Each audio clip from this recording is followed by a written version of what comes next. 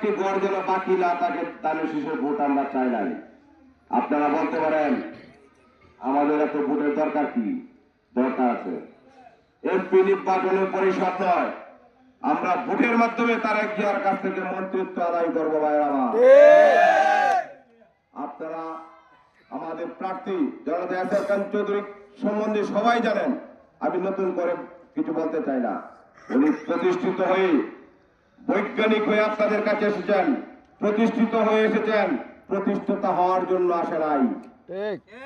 জনগণের সম্পদ লুট করে ঢাকা লন্ডন বাড়ি করার জন্য আসে নাই। উনি আগে থেকেই ঢাকা লন্ডন বাড়ি হয়েছেন। উনি একটা জব করছেন কিছুদিন আইটি সেক্টরে, উনি আইটি বিজ্ঞানী। এখানে আপনার ওনার বেতন ছিল 8 কোটি টাকা।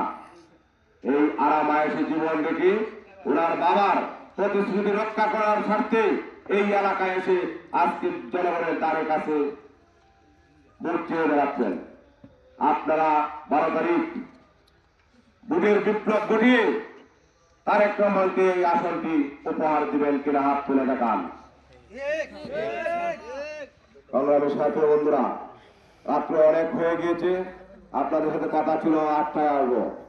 আমার শরীর অসুস্থের জন্য আসতে পারছি না, এই জন্য ক্ষমা চেয়ে নিচ্ছি। সর্বোপরি আপনাদের কাছে আরেকটি কথা বলবো, আমরা আজকে আপনারা তারেক শেষে ভোট দিবেন, কেন দিবেন এই কথা যদি সাধারণ মানুষ প্রশ্ন করে, আপনারা একটি কথা বলবেন, জনতা তারেক রহমান 31 দফা কর্মসূচি দিয়েছে। এই কর্মসূচির মাধ্যমে বাংলার মানুষের মুখে হাসি ফোটাবে।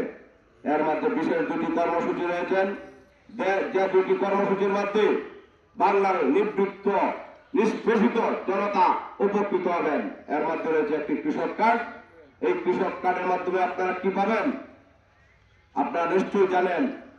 প্রতি বছরই সরকারের প্রণোদনা প্রান্ত থেকে সার, বীজ, কীটনাশক আসে না? তখন কি করতে হয়েছে? আওয়ামী লীগের নেতা মেম্বারকে কিছু টাকা দিয়ে কার্ডগুলা কিনতে হয়েছে, হয় নাই ভাই?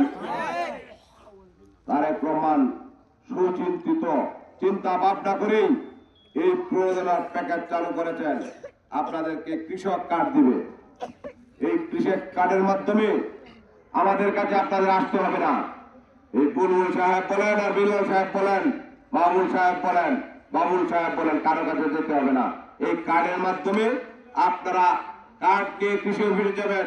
এই প্রয়োজন সার, গম, বীজ যা আছে সব আপনারা সুষম বন্টনের মাধ্যমে পেয়ে যাবেন। ভাই আমার, শুধু এই কৃষক কার্ডের মূল্যায়ন এইখানে নয়, এই কৃষক কার্ডের মাধ্যমে বাংলার কৃষক পাবে অনেক বড় বড় প্রয়োজনা।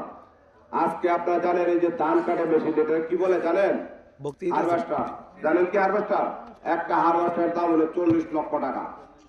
সরকারের ভর্তুকি রয়েছে 80% টাকা, 20% আমরা কিনতে পারবো একটা